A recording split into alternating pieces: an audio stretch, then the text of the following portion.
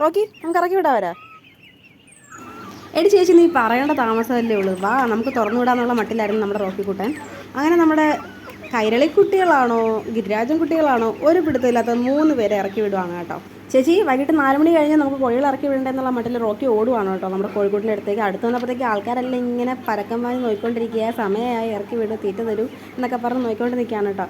അപ്പോൾ റോക്കി കുട്ടൻ ആദ്യം തന്നെ സ്ഥലം പിടിച്ചു നമ്മുടെ ഗ്രാമസ്ഥ കോഴികളെ ഇറക്കി വിടാനായിട്ട്. അതെ അവരെ ഇറക്കിക്കൊണ്ടിരിക്കുകയാണ് കേട്ടോ. ഇറക്കുന്നതിൻ്റെ കൂട്ടത്തിൽ ഞാൻ ഒരു കാര്യം നോട്ട് ചെയ്തത്, ഒരാൾ പമ്മിപ്പതുങ്ങി ഇറങ്ങാതെ തന്നെ നിൽക്കുന്നു. അപ്പോൾ എനിക്ക് ഡൗട്ട് ക്ലിയറായി, ആൾ മുട്ടയിടാനായിട്ടുള്ള നിൽപ്പാണെന്ന്. ഇത് കണ്ടില്ലേ, ഇപ്പം നിങ്ങൾക്ക് ലൈവായിട്ട് മുട്ടയിടുന്ന കാണാം കേട്ടോ. ഞാൻ ആദ്യമായിട്ടാണ് ഇത് ലൈവായിട്ട് ഇങ്ങനെ വീഡിയോയിൽ കിട്ടുന്നത്, എനിക്ക് ഫസ്റ്റ് ടൈം അതിനെ കിട്ടുന്നത്. അപ്പോൾ ഞാൻ നോക്കിയപ്പോഴത്തേക്ക് ഞാൻ കണ്ടു ആൾ മുട്ടയിടുന്നത് കണ്ടു. അപ്പോൾ അതിൻ്റെ വേറൊരു കാര്യം പറയട്ടെ, നമ്മൾ കഴിഞ്ഞ ദിവസം തത്ത പറന്നുപോയ കാര്യം വീഡിയോ ഇട്ടിട്ടുണ്ടായിരുന്നു അപ്പുറത്തെ വീട്ടിൽ ആൻറ്റിയുടെ. അത് ഒരുപാട് പേർക്ക് സങ്കടമായെന്ന് തോന്നി.